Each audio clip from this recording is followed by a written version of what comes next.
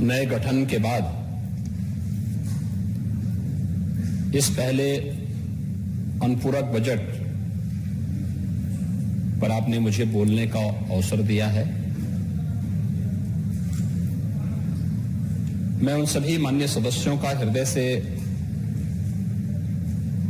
धन्यवाद ज्ञापित करता हूं जिन्होंने अपने अमूल्य सुझाव प्रदेश के हित में और जनहित में अनुपूरक बजट पर अपने बातों को रखते हुए इस सदन में प्रस्तुत किए हैं।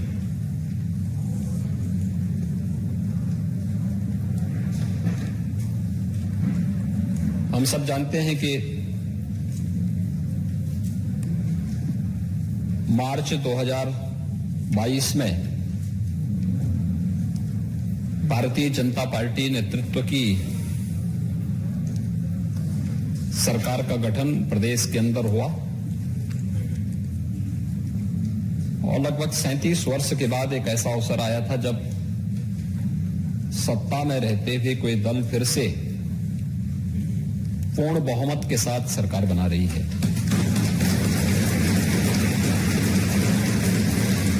लोकतंत्र में जनता जनार्दन का यह आशीर्वाद और समर्थन यह जन विश्वास का प्रतीक होता है। आदरणीय प्रधानमंत्री मोदी जी ने 2014 में इस देश को यही मंत्र दिया था, सबका साथ, सबका विकास, सबका विश्वास और सबका प्रयास।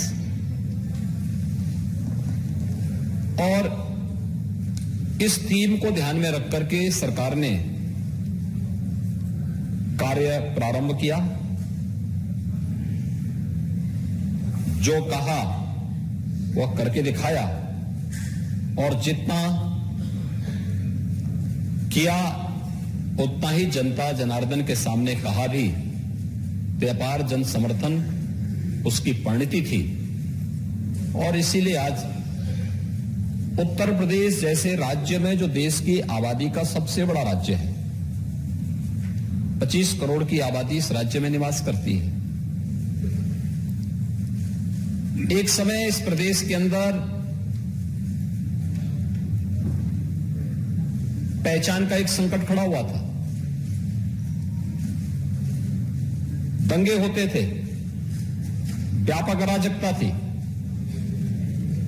उत्तर प्रदेश का नाम सुनकर के लोगों के मन में एक भयावह दृश्य पैदा होता था। लोग ये मानते थे उत्तर प्रदेश का मतलब लोगों के लिए एक ऐसा प्रदेश जो देश के विकास में सहयोगी बनने की बजाय बाधक था, बीमारू राज्य कहा जाता था।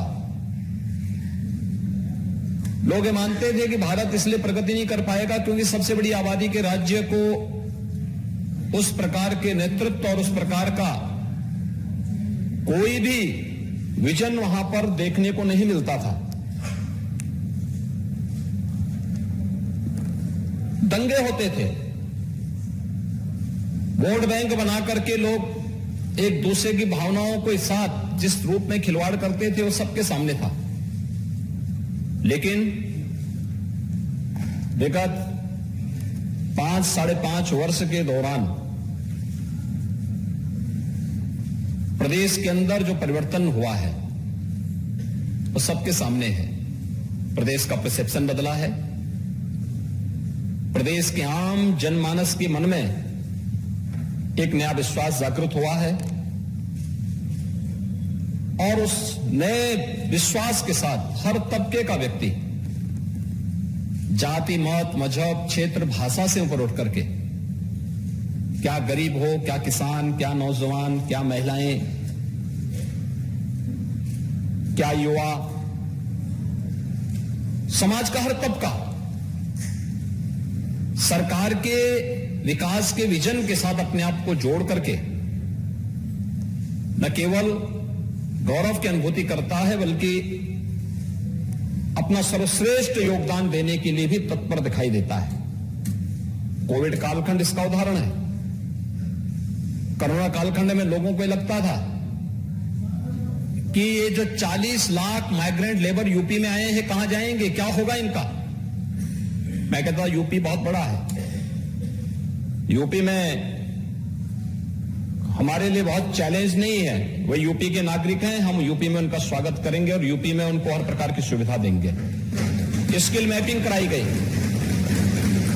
और यहां पर पहले से ही किसी कालखंड में देश का सबसे बड़ा एमएसएमई का जो क्लस्टर मौजूद था, ऐसे 90 लाख यूनिट जो प्रदेश के अंदर मौजूद थे, 2018 में हम लोगों ने 1 डिस्ट्रिक्ट 1 प्रोडक्ट की अपनी योजना लागू की और आज उसका परिणाम हम सबके सामने है। हर एक व्यक्ति को इसके अनुरूप कार्य देने में हमें सफलता प्राप्त हुई। कोविड प्रबंधन का एक मॉडल प्रदेश ने देश के सामने और दुनिया के सामने प्रस्तुत करने में सफलता प्राप्त की। बेहतरीन कानून व्यवस्था की स्थिति के माध्यम से हम लोगों ने प्रदेश को कानून व्यवस्था का एक बेहतरीन मॉडल देश को देकर के उसको देश के सामने एक नजीर बनवाया। उत्तर प्रदेश राज्य दंगा मुक्त हो सकता है, यह उत्तर प्रदेश ने साबित किया और आज देश के अंदर कहीं भी हम जाते हैं लोग इस बात की चर्चा करते हैं। आज हर तबका इस बात को स्वीकार करता है। हर पर्व और त्योहार शांतिपूर्ण तरीके से मनाए जा रहे हैं। हर व्यक्ति अपने आप को सुरक्षित महसूस कर रहा है।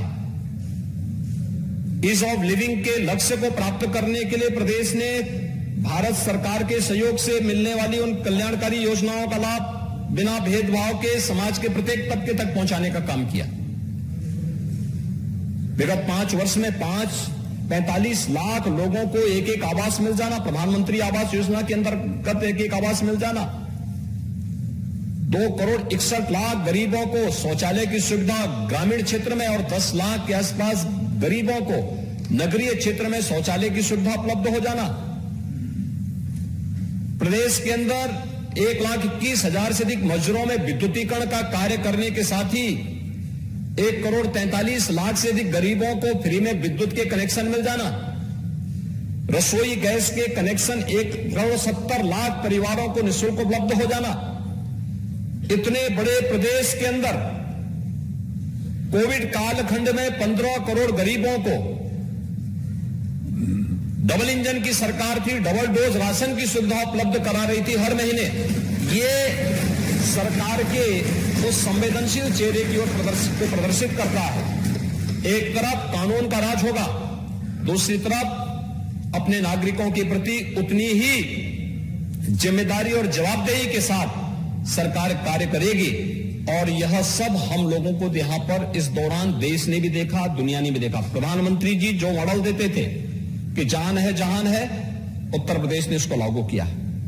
प्रधानमंत्री जी ने कहा कि जीवन भी और जीविका को भी बचाना है, तो जीवन को बचाने के लिए एक और हम लोगों ने टेस्टिंग बढ़ाई।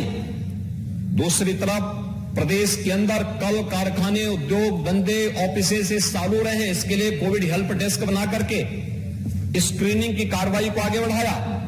प्रधानमंत्री जी ने कहा जो जहां बीमार है उस वहीं उपचार करो, जहां बीमार वहीं उपचार। तो इसके लिए आंगनबाड़ी, आशा वर्कर, एएनएम, हेल्थ वर्कर्स, इन सबको लेकर के घर घर स्क्रीनिंग करने की कार्रवाई और उपचार की सुविधा उपलब्ध करवाई गई। उत्तर प्रदेश के इस मॉडल को सबने स्वीकारा और आज उत्तर प्रदेश देश के अंदर अपना न केवल ईज ऑफ लिविंग में बल्कि ईज ऑफ डूइंग बिजनेस में एक बेहतरीन लक्ष्य को लेकर के आगे बढ़ा है। और महोदय, आज जब हम लोग यहां पर नई सरकार के गठन होने के बाद अपने पहले अनुपूरक बजट को लेकर के सदन में इस पे चर्चा हुई, मैं सबसे पहले उन सभी माननीय सदस्यों का जिन्होंने इस पूरी चर्चा में भाग लिया, अपने अमूल्य सुझाव दिए हैं, उन सबको हृदय से धन्यवाद देता हूं। अनुपूरक बजट को लेकर के देखेंगे तो हमारा प्रदेश शासन का 22-23 का ये बजट लगभग 6.5 लाख करोड़ रुपए का पहुंचने जा रहा है।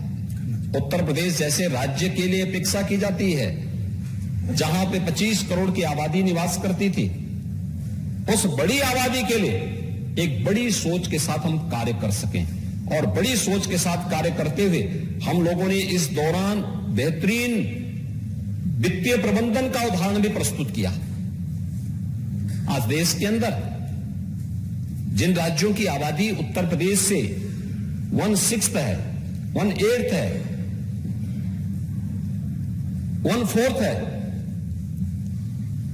वे लोग घाटे का बजट प्रस्तुत करते हैं। उत्तर प्रदेश राजस्व सरप्लस स्टेट है। यह उत्तर प्रदेश की उपलब्धि है। लगातार पिछले 5 वर्षों से राज्य सरकार ने अपनी इस वित्तीय प्रबंधन का लोहा मनवाया है। बजट में एफआरबीएम की सीमा को कोविड-19 के बावजूद भी हम लोगों ने कभी लांघा नहीं। उसको उस सीमा के दायरे में रहकर के बजट भी बनाया। प्रदेश के अंदर न केवल लोक कल्याणकारी योजनाओं को बल्कि इंफ्रास्ट्रक्चर के बड़े बड़े कार्यों को भी लेकर के प्रदेश को एक नई गति देने का कार्य हुआ है। और उसी कार्यक्रम को लेकर के हमें आज जो अनुपूरक बजट प्रस्तुत करना पड़ा है, स्वाभाविक जिज्ञासा थी हमारे मित्रों की कि अभी बजट का पूरा पैसा खर्च नहीं हुआ, फिर अनुपूरक बजट की आवश्यकता क्यों पड़ी? स्वाभाविक रूप से जिज्ञासा है भी, होनी भी चाहिए।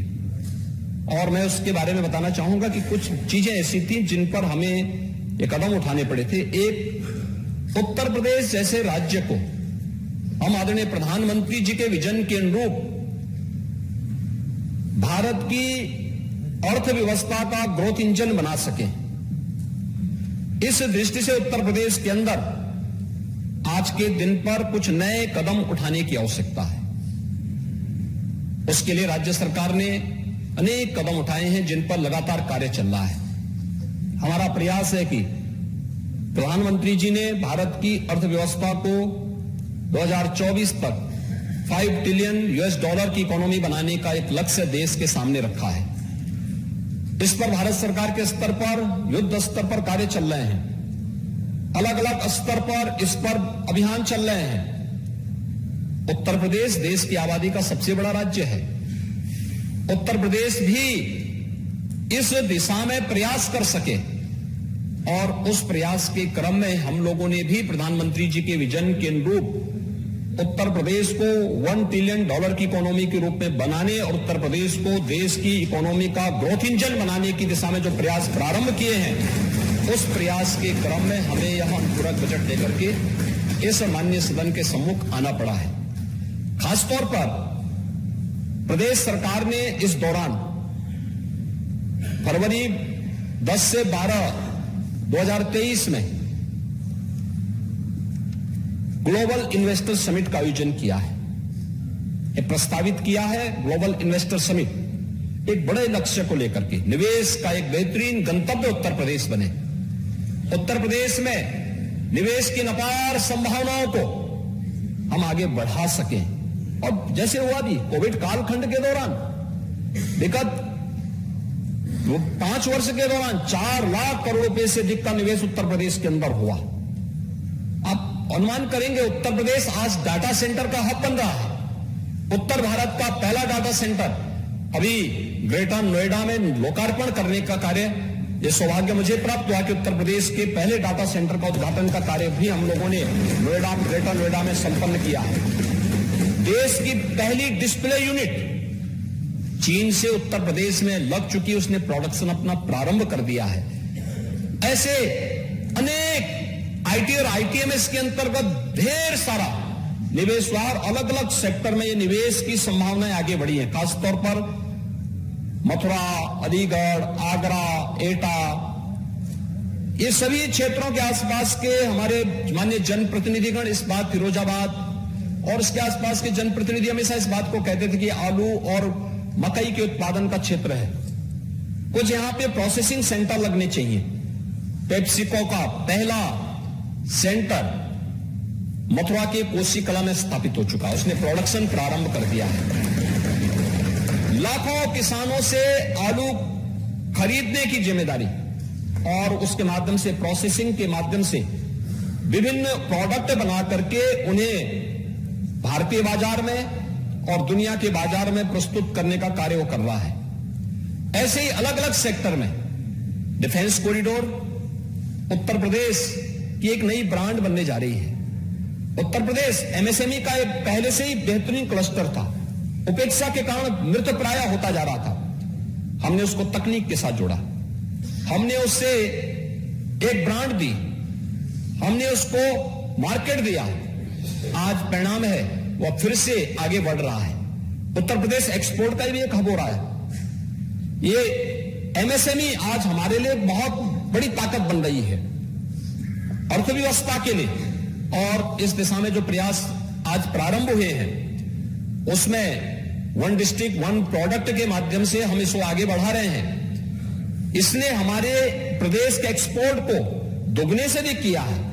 जिस प्रदेश में 15-16 तक एक्सपोर्ट लगभग 50 से 55 हजार करोड़ रुपए था, आज उसी प्रदेश का अगर 21-22 का एक्सपोर्ट देखेंगे तो वह 1,56,000 करोड़ रुपए से अधिक का एक्सपोर्ट उत्तर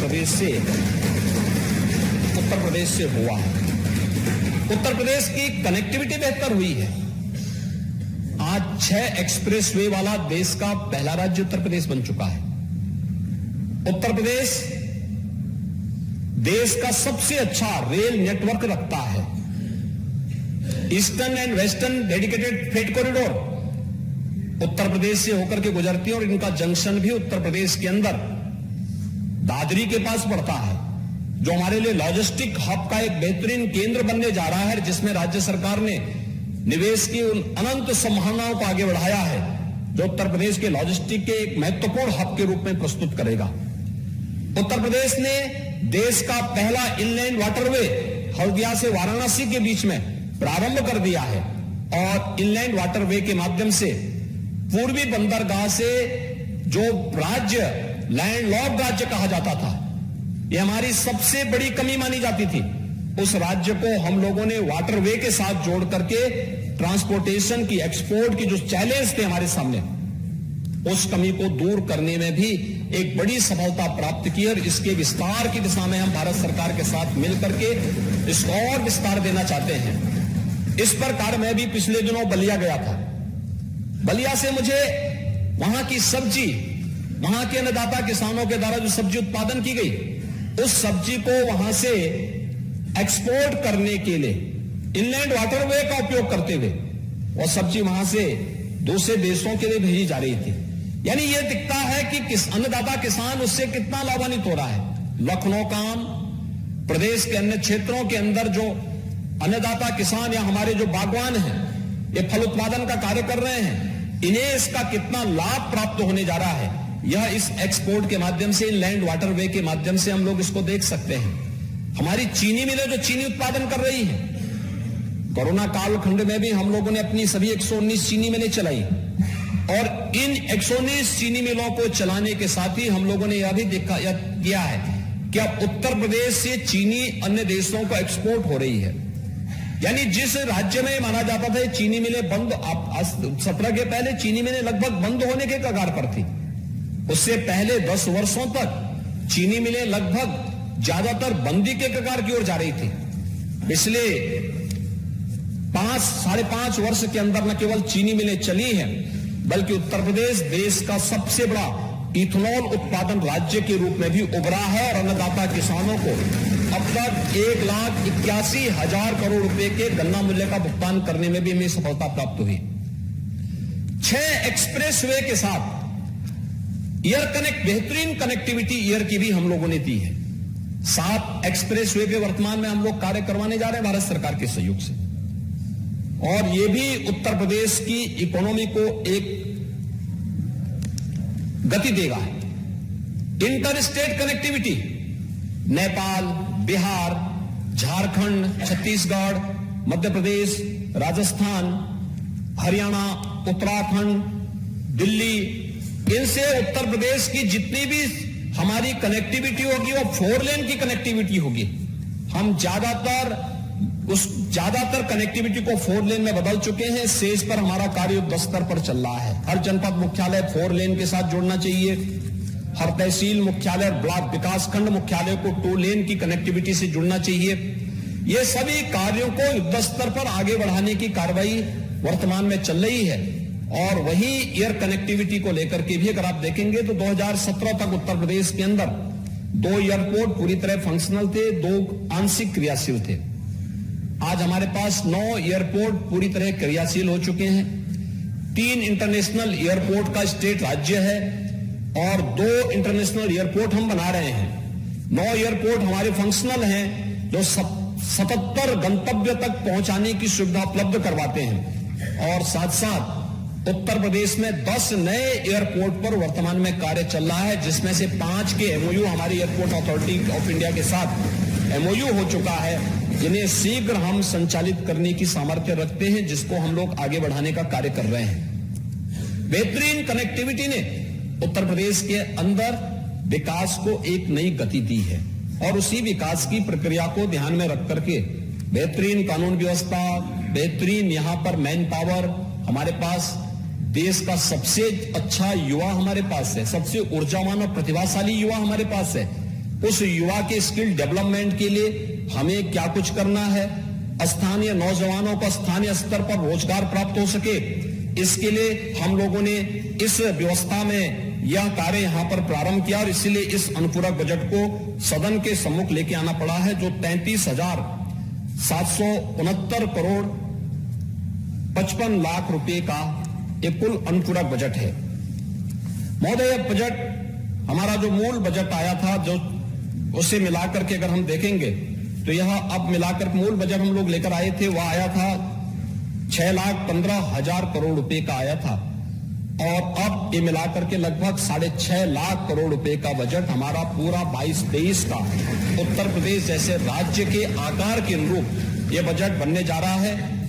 इसमें जिन चीजों पर हम लोगों ने ज्यादा फोकस किया है और वह है कि एक तो $1 ट्रिलियन की इकोनॉमी की जब हम बात करते हैं तो उसकी कुछ प्रमुख शर्तें हैं और उसमें जो महत्वपूर्ण गति दे सकता है, इसमें एक ऑर्गेनाइजेशन उसकी एक महत्वपूर्ण शर्त होती है।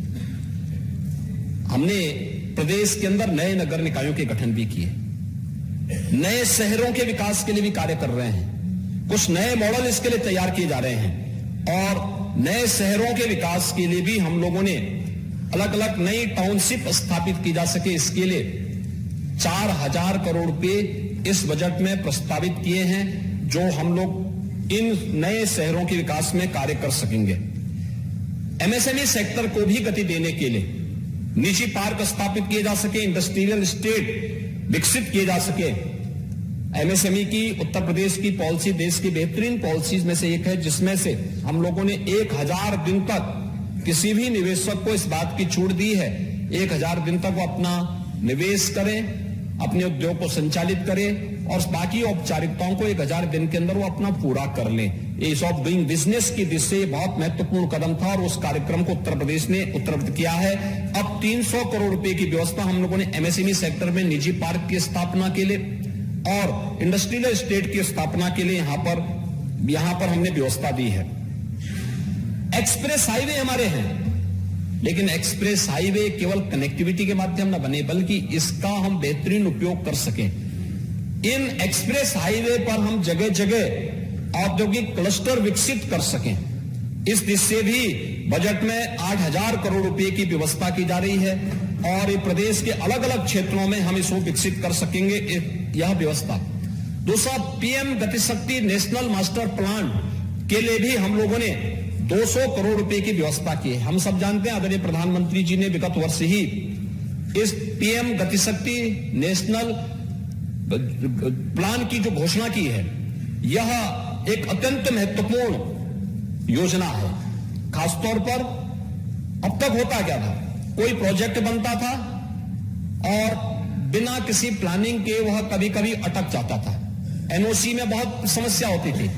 अब किसी भी प्रोजेक्ट को प्रारंभ करने के पहले आप पीएम गतिशक्ति नेशनल जो प्लान बना है उस प्लान के अंतर्गत उसको आप डालेंगे अपने आप ही आपको पता लग जाए कि इसका अलाइनमेंट की मार्ग में कोई बैरियर तो नहीं है।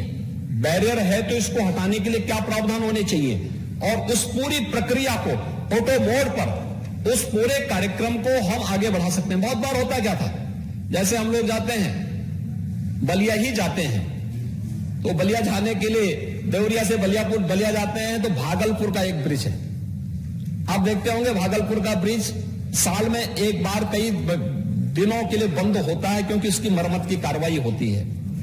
और मरम्मत कहां अक्सर होता था, अक्सर हम लोग देखते थे।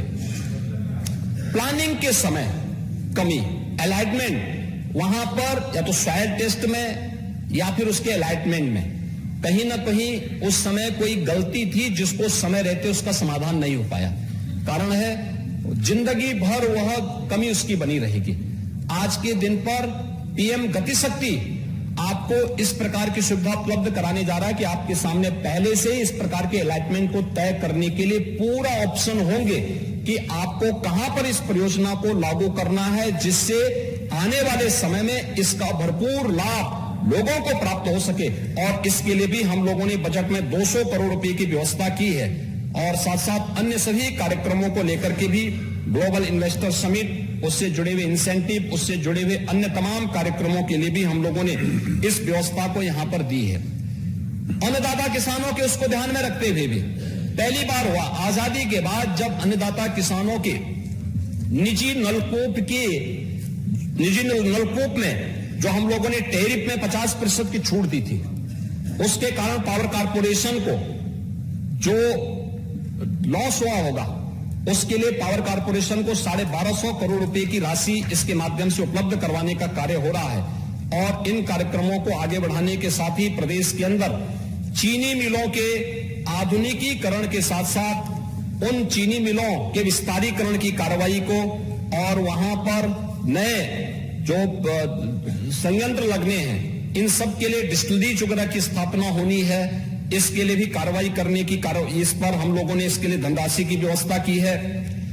युवाओं के लिए खासतौर पर विश्वविद्यालय स्तर पर जो युवा कार्य वहां पे अध्ययन कर रहे हैं, सर्वांगीण विकास के लिए आवश्यक है कि केवल पाठ्यक्रम तक हम उन्हें सीमित न रखें, बल्कि स्पोर्ट्स भी और अन्य तमाम प्रकार की रचनात्मक गतिविधियों के साथ हम अपने युवाओं को जोड़ सकें। और मुझे बताते हुए प्रसन्नता है कि मार्च अप्रैल में उत्तर प्रदेश में इंटरनेशनल जो अपना विश्वविद्यालय खेलकूद की प्रतियोगिताएं उत्तर प्रदेश के अंदर इंडिया यूनिवर्सिटी गेम्स का आयोजन उत्तर प्रदेश के अंदर आयोजित किया जा रहा है। उसके लिए धनराशि की व्यवस्था हम लोगों ने की है। महोदय, हम लोगों ने प्रदेश के अंदर बेहतरीन कानून व्यवस्था को देने में हम सफल तब हुए जब हम लोगों ने पुलिस की भर्ती को पूरी ईमानदारी और पारदर्शी तरीके से संपन्न किया, पुलिस रिफॉर्म किए, पुलिस का आधुनिकीकरण किया, पुलिस विभाग में हम लोगों ने आधुनिकीकरण की दिशा में तमाम प्रयास प्रारंभ किए। ट्रेनिंग की क्षमता बढ़ाई, ट्रेनिंग सेंटर बढ़ाए गए, 1,64,000 पुलिस की भर्ती की प्रक्रिया को पूरी ईमानदारी और पारदर्शी तरीके से संपन्न किया। और उत्तर प्रदेश 7 जनपद ऐसे हो चुके हैं उत्तर प्रदेश के अंदर जहां पुलिस कमिश्नरेट सिस्टम हम लागू कर चुके हैं। 4 में पहले से था, 3 नए पुलिस कमिश्नरेट की घोषणा अभी हाल ही में प्रदेश के अंदर हुई है। उनके लिए इस प्रकार की अत्याधुनिक सुविधा प्रदेश के अंदर हम लोग साइबर क्राइम को कंट्रोल कर सके, हर रेंज स्तर पर साइबर थाने की स्थापना। आज के समय में अपराध की प्रकृति की बदलती भी अपराध की बदलती प्रकृति को ध्यान में रखते हुए FSL लैब्स की स्थापना, और उत्तर प्रदेश के अंदर न केवल लखनऊ में हम लोगों ने पुलिस एंड फॉरेंसिक इंस्टीट्यूट की स्थापना की है, बल्कि हमारा प्रयास है कि नए सत्र में इस इंस्टीट्यूट में पाठ्यक्रम भी प्रारंभ हो, डिप्लोमा और डिग्री के पाठ्यक्रम प्रारंभ हो, जिससे उत्तर प्रदेश के नौजवान उस पाठ्यक्रम के साथ जुड़ करके और अपने उज्जवल भविष्य को आगे बढ़ा सकें। और उत्तर प्रदेश के अंदर इस फील्ड में जो मैन पावर की कमी है या देश के अंदर कमी है, उसको भी दूर कर सकें। इसके लिए भी हम लोगों ने प्रदेश के अंदर एक व्यवस्था, इस व्यवस्था को इसके साथ जोड़ा है। स्मार्ट सिटी मिशन के अंतर्गत हम सब जानते हैं आज उत्तर प्रदेश के अंदर हमारे शहरों को स्मार्ट सिटी बनाने की दिशा में प्रयास बेहतरीन तरीके से विगत 5 वर्ष के अंदर प्रारंभ हुए हैं। ये 5 वर्ष के दौरान जो कार्य हुए हैं, भारत सरकार ने 10 सिटी उत्तर प्रदेश की ऐसी थी जिन्हें स्मार्ट सिटी के रूप में प्रदेश के अंदर चयन किया गया था। 7 हमारे म्युनिसिपल कॉर्पोरेशन ऐसे थे जिन पर राज्य सरकार ने अपने स्टेट स्मार्ट सिटी मिशन के अंतर्गत उन्हें लिया। इसमें बेहतरीन कार्य हुए हैं। आज उत्तर प्रदेश की सिटी और उत्तर प्रदेश के अंदर एस्पिरेशनल डिस्ट्रिक्ट की जो हम लोगों ने कार्य प्रदेश के अंदर पिछले 5 सालों के अंदर किए हैं, वह देश के अंदर उन सभी कार्यों की सराहना होती है। खासतौर पर स्मार्ट सिटी मिशन के अंतर्गत 2017 के पहले की स्थिति क्या थी? उत्तर प्रदेश के शहर गंदे दिखते थे, जहां देखो कूड़े का ढेर दिखता था, सड़कों पे सीवर और नालियों का पानी बहता था, अस्त व्यस्त जैसी व्यवस्था थी। आज उसको सुधारने की कार्रवाई हुई। स्मार्ट सिटी मिशन के अंतर्गत इंटीग्रेटेड ट्रैफिक मैनेजमेंट सिस्टम को हर स्मार्ट सिटी के अंदर लागू करने की कार्रवाई को आगे बढ़ाया गया। हम लोग 2019 के प्रयागराज कुंभ को करने में सफल हुए। उनमें से एक कारण था ICCC, integrated command and control centre, जिसके माध्यम से कुंभ की एक एक गतिविधि पर हम एक जगह से नजर रख सकते थे और फिर उसके अनुरूप वहां पर कदम उठा सकते थे। और आज ये कार्य हम लोगों ने सफलतापूर्वक प्रयागराज में एक मॉडल हमारा सफल हुआ, तो प्रयागराज के बाद हम लोगों ने अपने उन सभी 17 म्युनिसिपल कॉर्पोरेशन के अंदर न केवल ITMS को बनाया है, बल्कि अब ITMS को सेफ सिटी के साथ जोड़ने की कार्रवाई भी हो रही है। हमें आश्चर्य होता था 2016 में निर्भया कांड के बाद सुप्रीम कोर्ट के निर्देश पर भारत सरकार ने उस समय सेफ सिटी की परियोजना को तत्काल लागू करने के लिए कहा था, लेकिन आश्चर्य था कि उत्तर प्रदेश के अंदर 2017 तक कोई भी सेफ सिटी नहीं बन पाई थी। एक भी सिटी को सेफ सिटी में नहीं बदला गया था।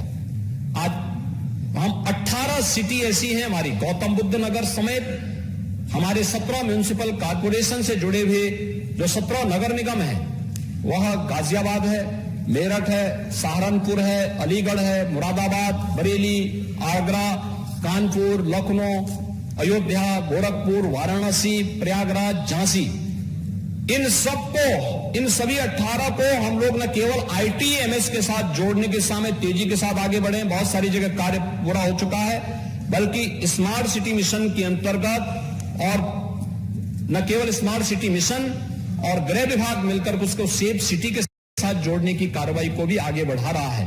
हमारे 18 सिटी देश के अंदर उत्तर प्रदेश पहला राज्य होगा जिसके अगले कुछ समय के दौरान 18 सिटी ऐसी होंगी जो सेफ सिटी अपने आप को घोषित कर सकती है।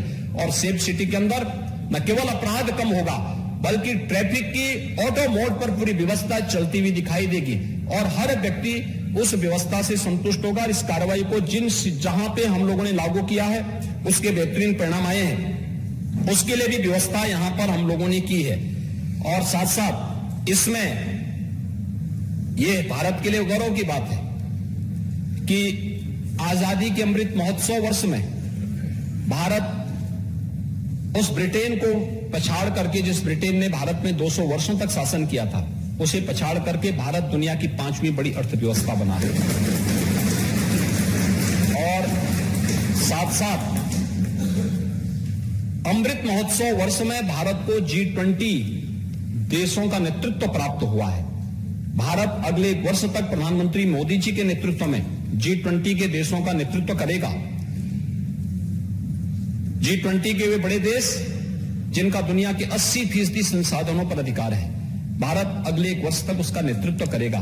ये गौरव की बात है। G20 के कुछ समिट उत्तर प्रदेश के अंदर भी आयोजित होने हैं और इसके लिए हम लोगों ने व्यवस्था प्रारंभ की है। उसके लिए भी एक मद यहां पर दिया गया है जिसके लिए धनराशि की व्यवस्था की गई है और उत्तर प्रदेश के परसेप्शन को आगे बढ़ाने में महत्वपूर्ण भूमिका, देश और दुनिया के सामने प्रस्तुत करने में जिस एक इवेंट ने बहुत बड़ी भूमिका का निर्वहन किया था, वो था प्रयागराज कुंभ 2019। स्वच्छता, सुव्यवस्था और सुरक्षा के माध्यम से भव्य और दिव्य कुंभ का जो मैसेज प्रयागराज कुंभ ने दिया था, देश के अंदर से 24 करोड़ श्रद्धालु प्रयागराज में आए थे। जो आया अभिभूत होके गया। अविरल और निर्मल गंगा के दर्शन करके, स्नान करके जो आया, वहां की व्यवस्था देख करके अभिभूत था। दिव्य और भव्य कुंभ के साथ जुड़ करके वह अपने आप में प्रधानमंत्री जी के प्रति और राज्य सरकार के प्रति भी धन्यवाद ज्ञापित करके गया।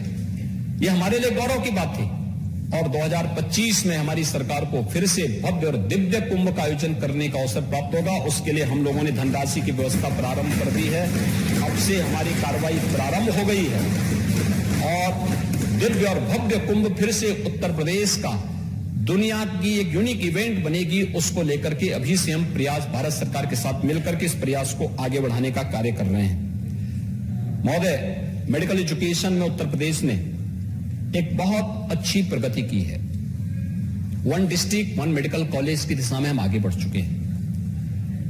और मुझे बताते हुए प्रसन्नता है कि जहां 1947 से 2017 के बीच में राज्य के अंदर केवल 12 से 13 गवर्नमेंट मेडिकल कॉलेज बन पाए थे, आज हम लोग एक जनपद एक मेडिकल कॉलेज, पिछले 5.5 वर्ष के दौरान 35 से अधिक मेडिकल कॉलेजेस का निर्माण राज्य के अंदर प्रधानमंत्री स्वास्थ्य सुरक्षा योजना के अंतर्गत हम लोग करने में सफल हुए हैं।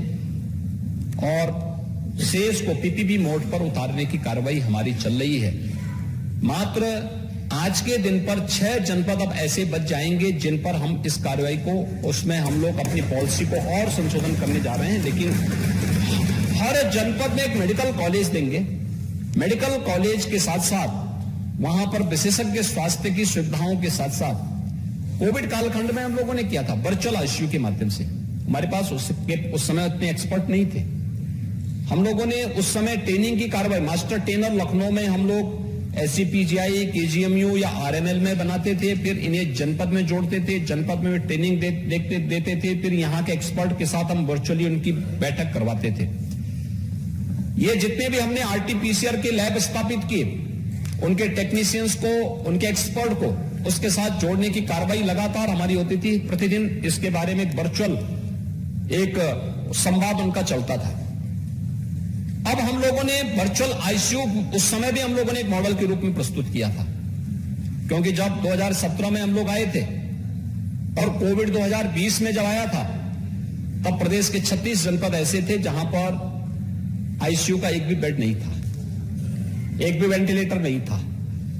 और आज मुझे बताते हुए प्रसन्नता है, प्रदेश के सभी 75 जनपदों में हमारे पास आईसीयू की सुविधा है, वेंटिलेटर मौजूद है। वहां पर चिकित्सक तैनात किए गए हैं, जहां पे कमी है उसको वहां पे तैनात करने की व्यवस्था की जा रही है, एक्सपर्ट वहां पे तैनात करने की कार्रवाई हो रही है। अब हम उन्हें पीजीआई, केजीएमयू जैसे संस्थानों के साथ जोड़ करके एक वर्चुअल आईसीयू की सुविधा फिर से हम लोग हर जनपद में उपलब्ध करवाने की कार्रवाई करने जा रहे हैं। लेकिन दूर दराज के क्षेत्रों में हम लोगों ने टेली कंसल्टेशन की सुविधा भी वहां पर प्रारंभ करने की कार्रवाई को बहुत तेजी के साथ आगे बढ़ाया है। हर एक पीएससी को हम उसके साथ जोड़ने की कार्रवाई कर रहे हैं। तो यह हम लोगों ने हेल्थ एटीएम के लिए भी व्यवस्था की है। साथ साथ प्रदेश के अंदर तमाम अन्य उसके साथ साथ मेडिकल कॉलेजेस के लिए भी हर जनपद में एक मेडिकल कॉलेज खोल सके, इसके लिए भी व्यवस्था इसमें की गई है। प्रदेश के अंदर परिवार कल्याण विभाग से जुड़े हुए मामले हैं, स्वास्थ्य से जुड़े हुए, प्रदेश ने नेशनल हेल्थ मिशन के अंतर्गत या भारत सरकार ने जुड़ी हुई तमाम अन्य चीजों में बहुत अच्छी प्रगति की है। खासतौर पर हम लोग देखते हैं मातृ मृत्यु दर या शिशु मृत्यु दर में आपने देखा होगा उसको काफी हद तक नियंत्रित करने और उसको नेशनल एवरेज के नजदीक पहुंचाने में सफलता प्राप्त हुई है। हम लोगों ने प्रदेश के अंदर मिशन इंद्रधनुष के माध्यम से बच्चों का 100% टीकाकरण हो, इस दिशा में उत्तर प्रदेश ने अच्छी प्रगति की है। और इन कार्यक्रमों को आगे बढ़ाने का कार्य भी प्रदेश तेजी के साथ आगे बढ़ा रहा है। ये प्रदेश के अंदर तमाम अन्य जो कार्यक्रम प्रदेश ने इस दौरान किए हैं, इसमें खासतौर पर एक जो महत्वपूर्ण कार्य था उसमें था एस्पिरेशनल डिस्ट्रिक्ट में उत्तर प्रदेश की प्रगति। नीति आयोग ने 2018 में देश के अंदर 112 जनपद ऐसे चिन्हित किए थे जिन्होंने विकास की गति जिनकी पीछे रह गई थी। पूरे देश के अंदर शिक्षा, स्वास्थ्य, कृषि और जल संसाधन, रोजगार और स्किल डेवलपमेंट, ऐसे वित्तीय समावेशन जैसे 6 पैरामीटर तय किए थे जिसमें ये सभी जनपद 112 जनपद पूरे देश भर के थे जो पिछड़े रह गए थे। इनमें से 8 जनपद यूपी के थे। यूपी के जो जनपद थे उनमें से सिद्धार्थनगर, बलरामपुर, श्रावस्ती, बहराइच, ये 4 जनपद नेपाल के से सटे हुए जनपद हैं। चंदौली, सोनभद्र, यह बिहार से की सीमा से जुड़े हुए जनपद हैं। चित्रकूट मध्य प्रदेश से की सीमा से जुड़ा हुआ है और फतेहपुर, ये 8 जनपद थे जो एस्पिरेशनल डिस्ट्रिक्ट थे और उत्तर प्रदेश की रैंकिंग बहुत पीछे थी। यानी सभी 8 जनपद जो 112 थे वह सभी 100 पायदान से ऊपरी इनकी रैंकिंग थी। और मुझे बताते हुए प्रसन्नता है कि कोविड-19 के बावजूद पिछले 4-5 वर्षों के अंदर जो कार्य हुआ है, नीति आयोग का मार्गदर्शन हुआ, आदरणीय प्रधानमंत्री जी की समय समय पे गाइडेंस मिलती रही। आज परिणाम है कि देश के जब इनकी रैंकिंग अभी हाल ही में 21-22 की आई थी तो देश के जो टॉप 10 डिस्ट्रिक्ट थे जिन्होंने बेहतरीन प्रगति की है, उन टॉप 10 में से 5 यूपी के थे। टॉप 20 112 में टॉप 20 डिस्ट्रिक्ट में उत्तर प्रदेश के सभी 8 के 8 जनपद टॉप 20 में थे। और उसी से प्रेरित होकर के हम लोगों ने उन विकास खंडों को चिन्हित किया है जो इन 6 पैरामीटर पर, नीति आयोग के इन 6 पैरामीटर पर अभी भी पिछड़े हैं। उन 100 विकास खंडों को विकास की गति के साथ हम जोड़ सकें, एस्पिरेशनल विकास खंडों को चिन्हित करने और वहां पर फिर हम विकास को एक गति दे सकें, इस पर एक कार्य प्रारंभ हुआ है और उसके लिए भी धनराशि की व्यवस्था यहां पर की है, जिसमें हम लोगों ने हर एक विकास खंड में एक सीएम फेलोशिप भी वहां पर तैयार किया है, जो वहां पर जाकर के कार्य कर रहा है, उसकी मॉनिटरिंग हो रही है, एक एक कार्य को वहां पर आगे बढ़ाने की कार्रवाई हो रही है। शिक्षा के क्षेत्र में, स्वास्थ्य के क्षेत्र में, कृषि और जल संसाधन के क्षेत्र में, स्किल डेवलपमेंट और एम्प्लॉयमेंट के क्षेत्र में, फाइनेंशियल इंक्लूजन के फील्ड में क्या कुछ होना है, इन्हीं सब क्षेत्रों को ध्यान में रखते हुए ये कार्य वहां पे प्रारंभ हुए हैं। तो उसके लिए भी धनराशि की व्यवस्था यहां पर की गई है। सुशासन की महत्वपूर्ण शर्त समय पे न्याय भी होता है और त्वरित न्याय भी होता है। उत्तर प्रदेश के अंदर 10 जनपद ऐसे थे जिनके पास अब तक अपनी डिस्ट्रिक्ट कोर्ट नहीं थी, वे किराए के भवन में जैसे तैसे चल रहे थे। उन 10 जनपदों में न्यायिक प्रक्रिया से जुड़े हुए सभी कार्यक्रमों को हम इंटीग्रेटेड भवन बना करके उसी के साथ जोड़ करके उन कार्यक्रमों को आगे बढ़ा सकें, इसके लिए 400 करोड़ रुपए की व्यवस्था इस सप्लीमेंट्री डिमांड में हम लोगों ने अलग से की है, जिससे उन सभी 10 जनपदों में एक साथ डिस्ट्रिक्ट कोर्ट की स्थापना हो सके और तुरंत और सरल और सुलभ न्याय की व्यवस्था वहां पर लोगों को दे सके, आम जन को दे सके, इसके लिए भी व्यवस्था यहां पर की जा रही है। परिवहन निगम ने बेहतरीन काम किया था कोविड लॉकडाउन के दौरान। उन 40 लाख प्रवासी कामगार और श्रमिकों को उनके गंतव्य, उनके घरों तक पहुंचाने में न केवल उत्तर प्रदेश के बल्कि 60 लाख प्रवासी कामगार और श्रमिक अन्य राज्यों के भी थे, बिहार, झारखंड, छत्तीसगढ़, वेस्ट बंगाल, उड़ीसा और अन्य राज्यों के भी थे। उन सबको हम लोग उत्तर प्रदेश की सीमा पे और जहां पे राज्य सरकारें हमसे अनुरोध करती थी वहां पर हम प्रयास करते थे कि उत्तर प्रदेश की सीमा के नजदीक जो उस राज्य से जुड़े हुए कोई महत्वपूर्ण केंद्र होता था वहां तक पहुंचाने का कार्य करते थे, क्योंकि ये मानवता की सेवा थी। और परिवहन निगम ने उस समय बेहतरीन कार्य किया था। आज परिवहन निगम इस दिशा में अच्छा काम कर रहा है, तो उस दिशा में 1000 नई बसें वहां खरीदी जा सके, इसके लिए उन्हें हम लोग ये व्यवस्था दे रहे हैं और ये कार्य यहां पर एक व्यवस्था की जा रही है।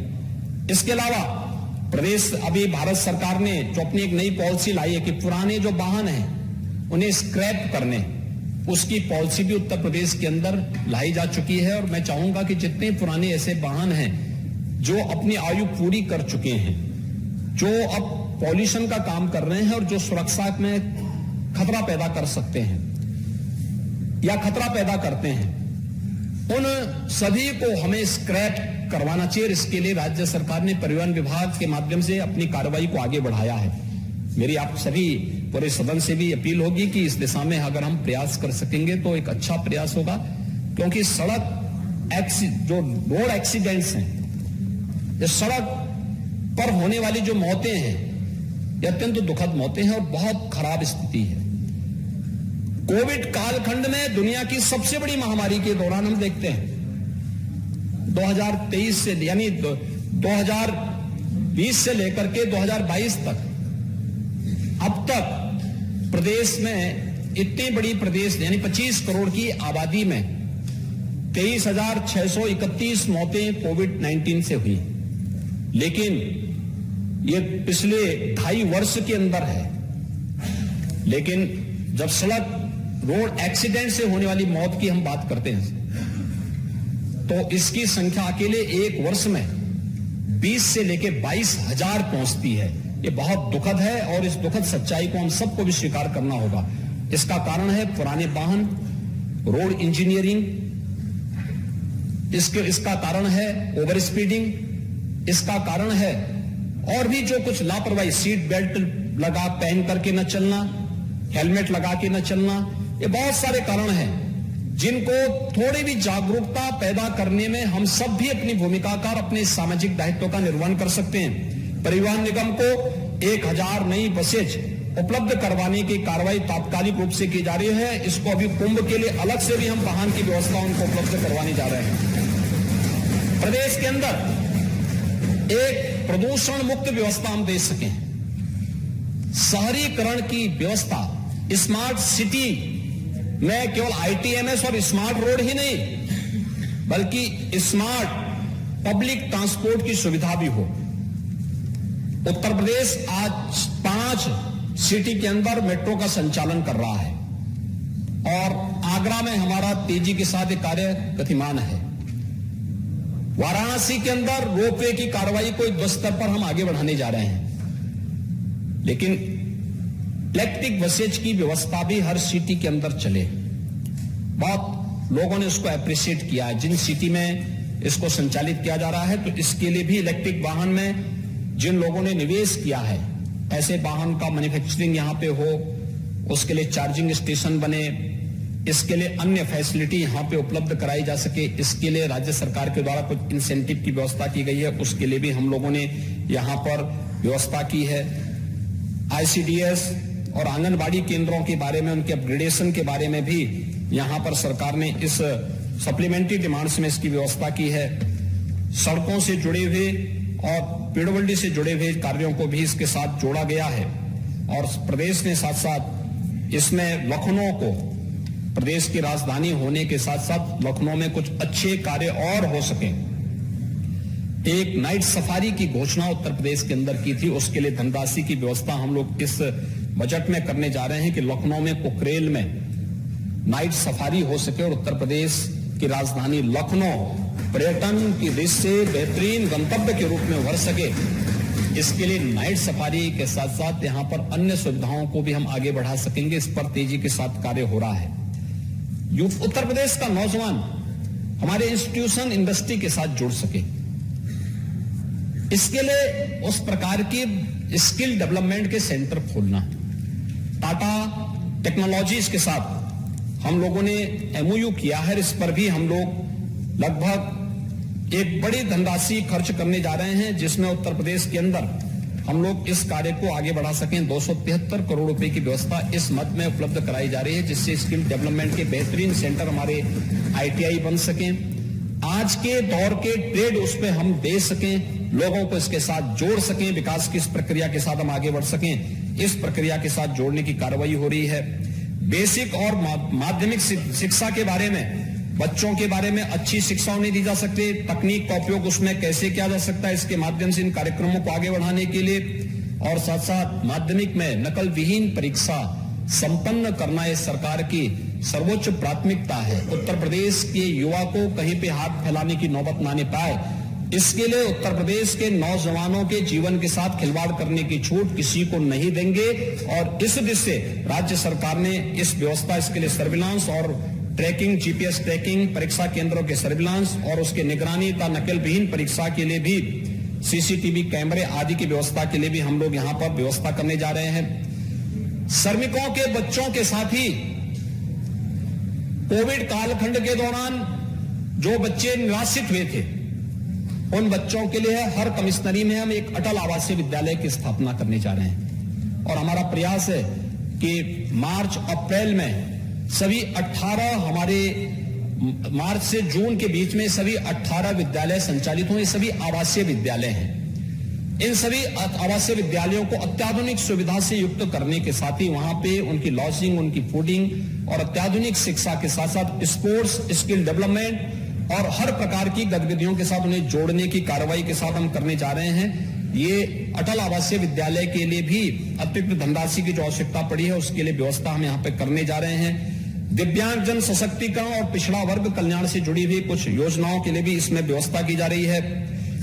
जो अपने दिव्यांग जन हैं, खासतौर पर दृष्टिबाधित है, वो बधिर हैं, शारीरिक रूप से दिव्यांग जन हैं, इनके लिए भी सरकार ने पहले ही इनकी पेंशन की राशि 2017 में आए थे 300 रुपए इनको मासिक पेंशन मिलती थी। अब हम लोगों ने इनकी पेंशन की राशि को 12,000 रुपए सालाना किया है, यानी 1,000 रुपए हर महीने इन दिव्यांग जनों को यह सुविधा प्राप्त होगी। कुष्ठ रोगियों को प्रतिमाह मिलने वाली पेंशन की राशि में भी बढ़ोतरी की गई है और यह कार्य यहां पर किया जा रहा है।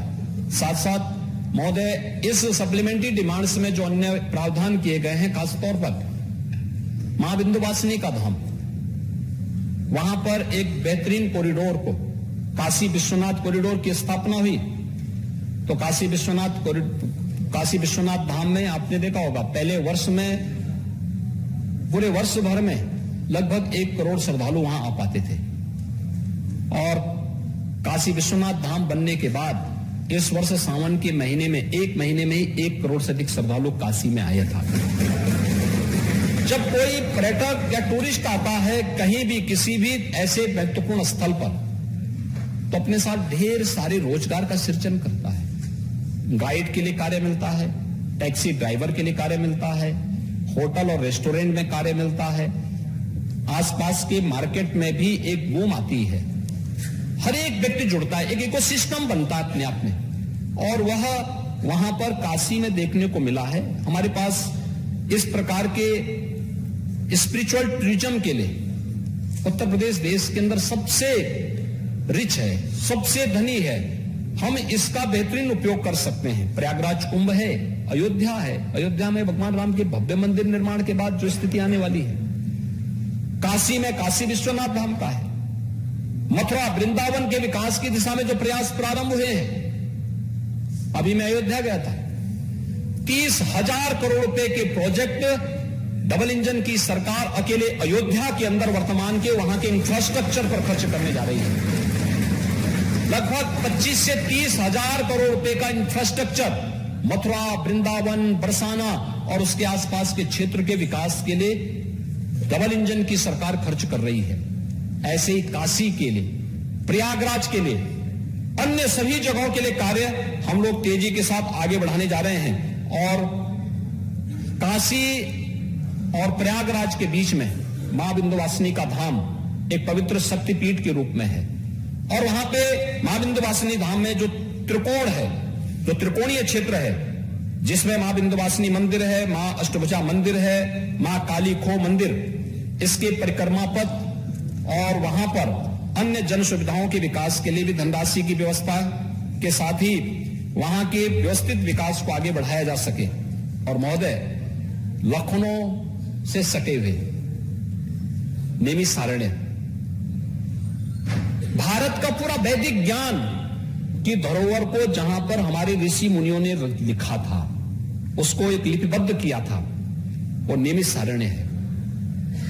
नैमिषारण्य उसका महात्मा, लेकिन उसकी जितनी उपेक्षा हुई, वहां पर इस वैदिक ज्ञान की परंपरा को हम व्यवस्थित तरीके से आगे बढ़ा सकें, इसके लिए वहां पर राज्य सरकार के स्तर पर अब एक कार्रवाई प्रारंभ हुई है।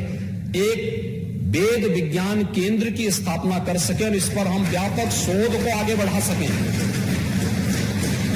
और उसके लिए पर्यटन विकास की भी एक बड़ी योजना को हम राज्य सरकार के स्तर पर भी और भारत सरकार का स्वदेश दर्शन योजना के अंतर्गत भी नैमिषारण्य के व्यवस्थित विकास के कार्यक्रम को आगे बढ़ाने की कार्रवाई को हम आगे, उसको आगे बढ़ा चुके हैं। और बहुत शीघ्र लखनऊ से नैमिषारण्य के बीच में हम लोग हेलीकॉप्टर की सुविधा भी देने जा रहे हैं कि कोई भी व्यक्ति आसानी से वहां जा सके। हेलीपैड की व्यवस्था, हेलीपोर्ट की व्यवस्था, ये सभी कार्रवाई को वहां पर आगे बढ़ाने की कार्रवाई नैमिषारण्य की दृष्टि से भी हम लोग करने जा रहे हैं। प्रदेश के अंदर आजादी के अमृत महोत्सव के कार्यक्रम के साथ ही प्रदेश के अंदर जो अन्य कार्य प्रारंभ हो रहे हैं, जिसमें उत्तर प्रदेश इस दृष्टि से बहुत धनी है कि यहां पे कलाकारों की भी एक बहुत अच्छी टीम है, एक विरासत है।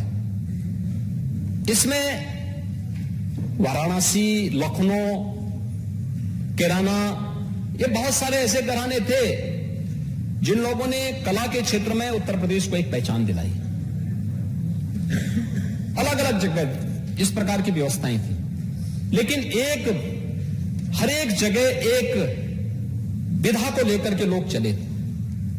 लेकिन आजमगढ़ में हरिहरपुर एक ऐसी जगह है जहां पर कला की तीनों प्रकार की विधा है, गायन, वादन और नृत्य, ये तीनों एक ही गांव में लोग, वहां के स्थानीय कलाकारों ने, जिसने देश को बहुत अच्छे अच्छे कलाकार दिए, शास्त्रीय संगीत में जिन्होंने भारत के शास्त्रीय संगीत को वैश्विक मान्यता दिलाई, उस प्रकार के कलाकारों की भूमि हरिहरपुर में एक संगीत महाविद्यालय के निर्माण के लिए भी राज्य सरकार ने धनराशि की व्यवस्था यहां पर की है।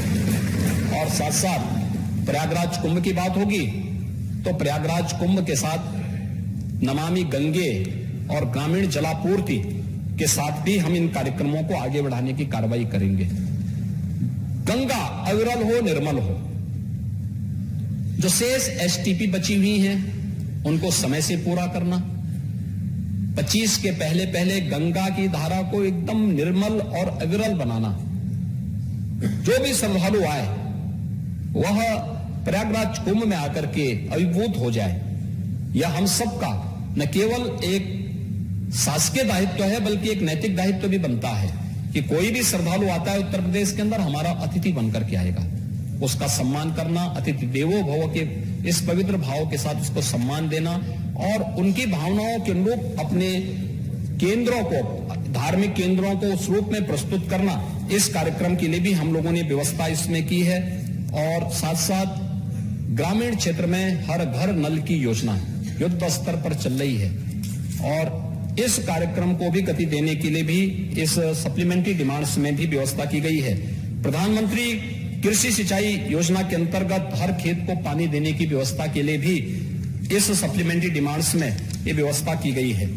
ये प्रदेश सरकार के द्वारा यह उन सभी योजनाओं को जो मूल बजट में वंचित रह गए थे या किन्हीं कारणों से उनको वहां स्थान नहीं मिल पाया था, वह यहां पर करने का प्रयास हुआ है। महोदय, मैं आज के इस अवसर पर केवल अंत में इस माननीय सदन से यही अपील करूंगा कि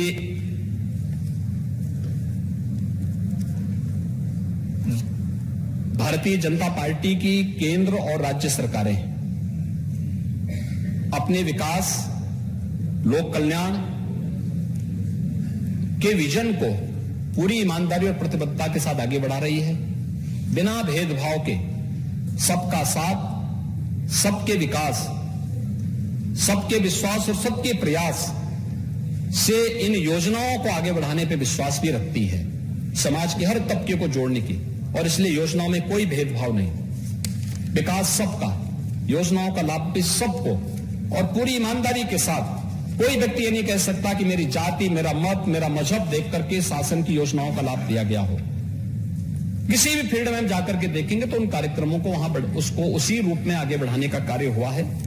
और ये इसलिए संभव हुआ है क्योंकि हम लोग इस बात को मानते हैं और इसके बारे में हम लोग हमेशा उन सभी भावनाओं का सम्मान करते हैं। लेकिन जो लोग आज भी शासन की मंशा और शासन की कार्य पद्धति पर टिप्पणी करते हैं, मुझे उनसे केवल एक उस पाश्चात्य दार्शनिक इन पंक्तियों से उनका मैं ध्यान आकर्षित करना चाहूंगा जिसमें उन्होंने कहा था कि यानी इन सबको समझने के लिए हमें प्रयास करना पड़ेगा। और उसके लिए उन्होंने बहुत अच्छी टिप्पणी की थी कि शक्ति देना तो आसान है पर बुद्धि देना कठिन कार्य है। और मुझे लगता है कि हमारे सभी मित्रगण इन सभी बातों को, खासतौर पर विपक्ष में बैठे हुए मित्रगण इन सब बातों को समझने का प्रयास करेंगे। सरकार पूरी ईमानदारी के साथ इन कार्यक्रमों को कर रही है। मेरी पूरे सदन से एक अपील होगी कि उत्तर प्रदेश का इन्वेस्टर समिट होने जा रहा है फरवरी माह में, और इन्वेस्टर समिट के बाद ही मुझे लगता है कि बजट सेशन उसके बाद ही हो भी पाएगा। हम सबका दायित्व बनता है कम से कम अपनी विधानसभा के लिए शासन ने जो 25 सेक्टर चिन्हित किए हैं उस 25 सेक्टर में हम निवेश की इन संभावनाओं को आगे बढ़ाने में अपना योगदान दे सकते हैं। और बहुत अच्छा इसमें आपकी स्वयं की छवि भी इसमें बनेगी और आपको भी इस 25 सेक्टर से जुड़े हुए जो महत्वपूर्ण कार्य होंगे जिसमें हम लोगों ने डिफेंस बाय एरोस्पेस का, इलेक्ट्रॉनिक्स, विनिर्माण नीति, नागरिक उड्डयन की नीति, एमआरओ नीति, इलेक्ट्रिक व्हीकल की जो हमारी पॉलिसी है, वेयर हाउसिंग और लॉजिस्टिक नीति, फार्मा की नीति, आईटी, डाटा सेंटर, सौर ऊर्जा, कृषि, एक्सपोर्ट की, खाद्य प्रसंस्करण, स्टार्टअप, बायो एनर्जी, हैंडलूम और वस्त्र नीति, पर्यटन नीति, हमारी इंटीग्रेटेड टाउनशिप की पॉलिसी है, फिल्म नीति है, एमएसएमई की नीति है। यानी इन सभी को लेकर के अगर आप देखेंगे औद्योगिक विकास और रोजगार से संबंधित नीति, ये 25 अलग अलग सेक्टर से जुड़ी हुई पॉलिसी के अंतर्गत एक पर्याप्त लैंड बैंक बना करके हम लोग निवेश को आकर्षित कर रहे हैं।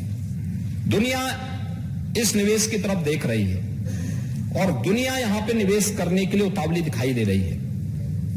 हमारे लिए हर एक निवेशक आदरणीय है, सम्मानीय है और अपने हर एक इन्वेस्टर पार्टनर को यहां पे सुरक्षा, हर प्रकार की सुविधा देना ये हमारा दायित्व है। हम उसको पूरी प्रतिबद्धता के साथ करेंगे। लेकिन हमारे लिए अत्यंत महत्वपूर्ण होगा जब स्थानीय स्तर के हमारे उद्यमी व्यापारी भी इस पूरे अभियान के साथ जुड़े। विधानसभा स्तर पर, जनपद स्तर पर हम भी अपने स्तर पर लोगों को प्रेरित कर सकते हैं, हर एक स्तर पर कर सकते हैं। अच्छे विश्वविद्यालय बन सकते हैं, कोई जनपद एजुकेशन का हब बन सकता है, कोई जनपद उत्तर प्रदेश के अंदर मेडिकल का हब बन सकता है। आखिर प्राचीन काल में थे ना, काशी धार्मिक नगरी के साथ साथ शिक्षा की एक नगरी थी, वैदिक ज्ञान की एक नगरी थी। प्रयागराज कभी शिक्षा के एक महत्वपूर्ण केंद्र के रूप में उभराई था। ऐसे ही हम लोग अलग अलग जनपदों में अलग अलग केंद्र भी बना सकते हैं और जनपद में अलग अलग सेक्टर को भी हम आगे बढ़ा सकते हैं। राज्य सरकार इसमें भरपूर मदद करेगी। हम थोड़ा भी प्रयास करेंगे, स्थानीय उद्यमियों को, स्थानीय व्यापारियों को इस दिशा में प्रयास करवा करके किसी भी सेक्टर में वहां निवेश करना चाहेगा, सरकार इन सबको उनके साथ जोड़ने के लिए तत्पर है। और सरकार के द्वारा जो लेट लापीती होती थी, हम लोगों ने निवेश मित्र पोर्टल के माध्यम से निवेश की हर प्रक्रिया को एक सिंगल विंडो सिस्टम के साथ जोड़ा है। निवेश मित्र पोर्टल के माध्यम से 300 देश का सबसे बड़ा निवेश मित्र का यह पोर्टल है, जिसमें 340 से अधिक सेवाओं को हम उसके माध्यम से दे सकते हैं। जिन लोगों के द्वारा हमारे साथ एमओयू होगा, उसको भी निवेश सारथी के माध्यम से हम लोग मॉनिटरिंग कर रहे हैं और उसकी एक एक कार्रवाई की मॉनिटरिंग करना और कहां पे अटका हुआ, अगर किसी स्तर पर वो अटका हुआ है तो उसकी मॉनिटरिंग करने के साथ साथ उसकी जवाबदेही भी तय करना, और साथ साथ जिन्होंने निवेश कर लिया है वह समय से उनका इंसेंटिव उन्हें मिल सके, इसके लिए भी हम लोगों ने यहां पर एक पूरी व्यवस्था, एक पोर्टल उस रूप में विकसित करते हुए इस व्यवस्था को आगे बढ़ाने का कार्य किया है। और मैं यहां पर सभी माननीय जनप्रतिनिधियों से इस बारे में अपील करूंगा कि वे लोग भी अगर थोड़ा रुचि ले लेंगे अपनी विधानसभा स्तर पर, अपने जनपद में, अपने क्षेत्र में या प्रदेश के अंदर कहीं भी कोई निवेशक वे भी आना चाहेंगे, हम उन सब का भी स्वागत करेंगे। इसी विश्वास के साथ ये सप्लीमेंट्री डिमांड्स पर माननीय सदस्यों ने 10 माननीय सदस्यों ने अपने विचारों को रखा, उनके महत्वपूर्ण सुझाव ये सदन में आए हैं। हमारे वित्त मंत्री उन सबको उसके साथ जोड़ते हुए यहां पर उस कार्यक्रम को आगे बढ़ाएंगे। मैं इस माननीय सदन से अपील करूंगा कि प्रदेश के विकास के लिए और प्रदेश के अंदर प्रदेश की पहचान को देश और दुनिया के अंदर प्रस्तुत करने के लिए ये सप्लीमेंट्री डिमांड्स अत्यंत महत्वपूर्ण है और इसको हम लोग सर्वानुमति से पास कर पाएंगे तो एक अच्छा संदेश जाएगा। अध्यक्ष जी, आपने मुझे इस सप्लीमेंट्री डिमांड पर बोलने का मौका दिया है, मैं आपका हृदय से एक बार फिर से धन्यवाद ज्ञापित करता हूं।